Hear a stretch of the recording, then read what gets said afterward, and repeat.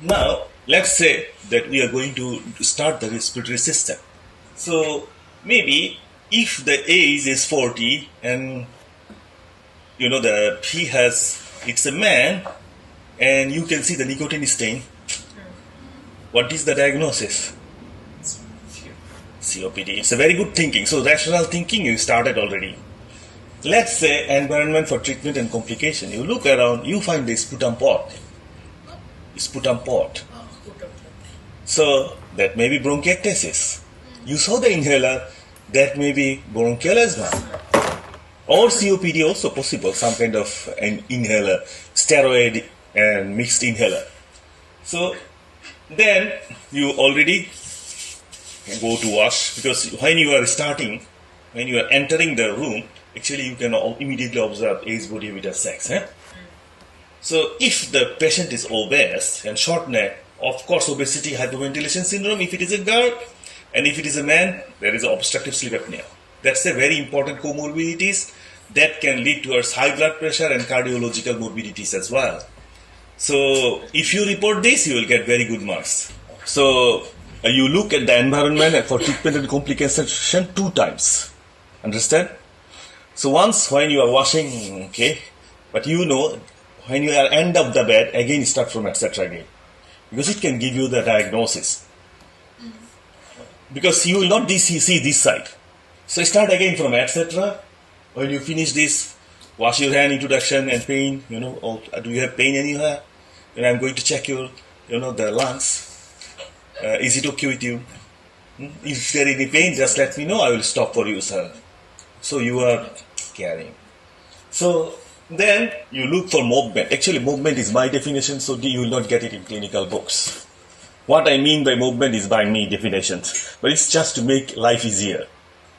So in respiratory disease, the chest examination, there are 2 movements you must have to see.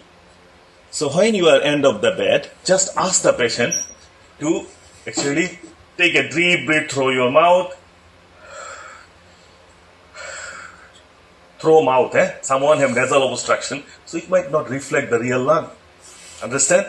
Through the mouth. So you see the lung movement, symmetry, chest movement is increase, decrease, or same. You could have a very good idea. So then you ask him to cough. So he give you cough. So if it is actually bronchiectatic, there will be crackling sound. If it is actually asthmatic, there will be actually feeling of wheezes. So that's how I can actually detect the diagnosis when I even talk with the patients. I don't need to take total history, but still you need to complete the history, so that, because our job is not to diagnose, our job is to, as I said again and again, DSC4.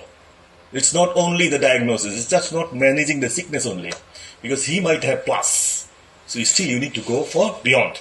But when you have a very pointed thinking, actually you will catch everything very quickly. Understand? So then the deformity, what kind of deformity is possible here? Of course, the COPD can have barrel chest. It's one of the most common deformity. So when now you do the percussion and obliteration of cardiac and hepatic dullness, it's a barrel chest. It's actually a COPD lung. You can be very confident. So then the deformity, what other deformity, pectus carinatum, pectus excavatum, these deformities we need to remember. If it is there, it will affect. But it may not be always. But the most common one will be, again, as I said, always need to remember epidemiology. Most common deformity in respiratory medicine will be barrel chest. After the deformity, the next thing you need to do is scar. Because if there is actually a scar mark down, it may be lung transplant. And if there is actually thoracotomy scar, it may be lobectomy, it may be total pneumonectomy. So it can give you the diagnosis very clear cut. And maybe there are some marks of, chest drain insertion in the angle of safety. You have to have a very sharp observation to understand that. So that all gives you the diagnosis. So never underestimate the proper exposure. When you are asked to do the respiratory examination, my rule is I will expose, I will see first, before I go for general examination. It may make the patient one time seated, but I will be very sweet. in talking. Oh, I'm sorry to make you sit upright, So then I will bypass some of the examiner's bad views. Why you are making again and again, eh? Because if I go for do fast, surface by surface, definitely I will forget. In exam stress, maybe many of you will forget, and at the end of the day, you will lose the battle. Actually, diagnosis is there. Then the sound, of course, wheezing sound, crackling sound, some are audible. You can actually feel that, especially the wheezing sound for respiratory examination. So the scar and sound, these two. Then any other swelling, right? Maybe lymph node enlargement can be seen if you are a sharp observer. Understand? So this is one of the relevant swelling and sign of systemic disease or syndrome. So what are the systemic disease here? Maybe the pleural effusion. What are others? Maybe the malignancy. So you need to find out the sign of pleural effusion and sign of malignancy. So pleural effusion can come as a part of generalized edema. Okay, so that means heart failure, all can come present with pleural effusion, or maybe it is coming as a part of infective process. So each have their own sign, think about it. And there is also the sign of malignancy, because maybe if it is very evident, patient may look a bit pale, but these days again and again, because we don't leave the patient unattended like that. So maybe patient will look still very little bit anemic. Because when we manage artificially, maybe we'll try to keep it 10. We will not try to fully correction. Is difficult because they have a very bottomless basket. The carcinogenic process will make always empty, right? So it's difficult. So maybe they will try to keep it 10, maybe a little bit pallor, but we will not give it to frank pallor because of the management. Understand? Because frank pallor will make the quality of life poor. So you have to associate these things again. So now really the exam starts. Actually, the respiratory system starts.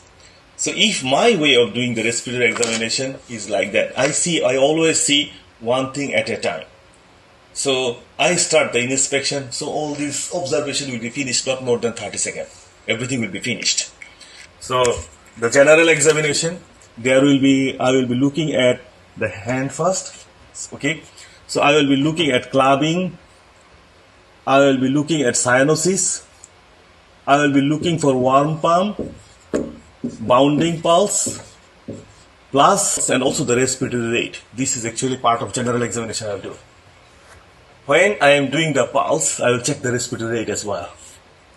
Understand?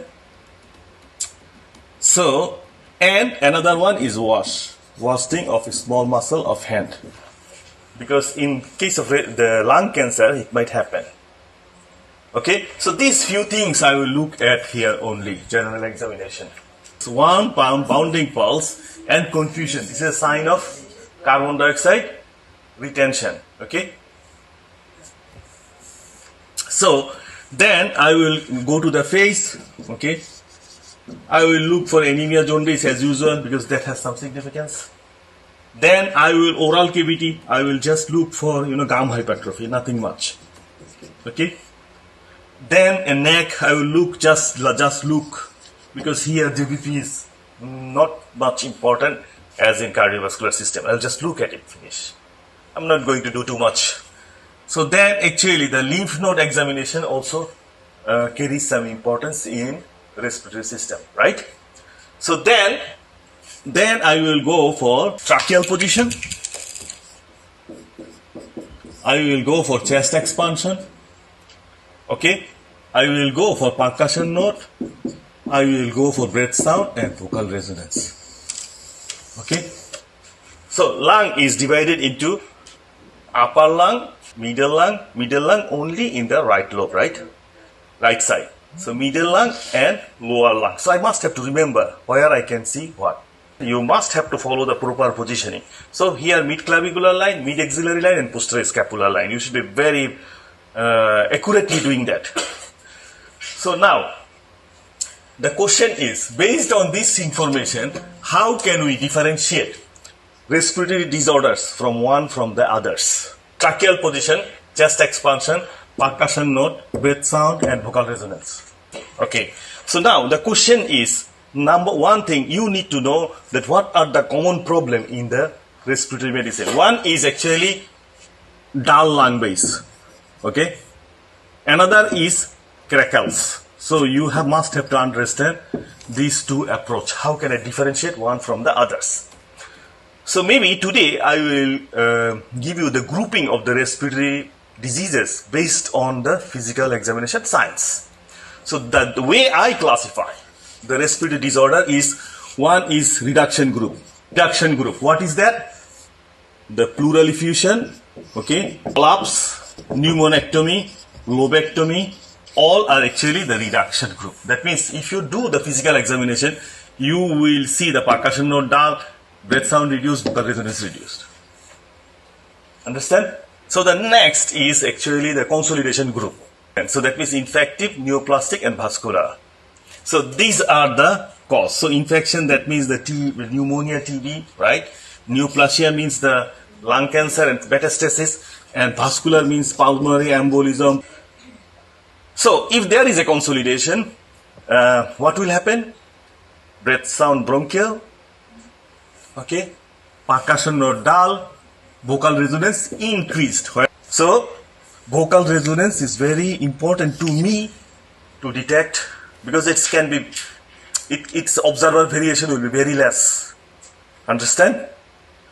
So now the question is, there is another group of cases. Again, understand that collapse due to peripheral bronchus, collapse due to peripheral bronchus will behave like consolidation. The whole lung collapse will be like pleural effusion, everything reduced. Understand? But if you do an X-ray, you might find the diaphragm is uplifted. If it is a lower lung, lower lobe collapse. Understand? So now the next group is, I say hyperinflated lung disorders, maybe airway disorders, or let's say airway disorders. But it's not obstructive airway. So airway disorders, airway disorder group. So one is actually the hyperinflation of the chest. This is COPD. I already said how you can understand COPD. So here percussion note plays a tremendous role. If the obliteration of cardiac and hepatic dullness, this is COPD, most likely. Understand? So then the other group is actually, among the airway group, other group is bronchial asthma. Both of them will have prolonged expiratory phase in breath sound. Okay? So, based on breath sound and percussion note, you can very easily distinguish this is bronchial asthma, this is COPD. Clear cut? Very easily, without any investigation. Okay, let's go for the next.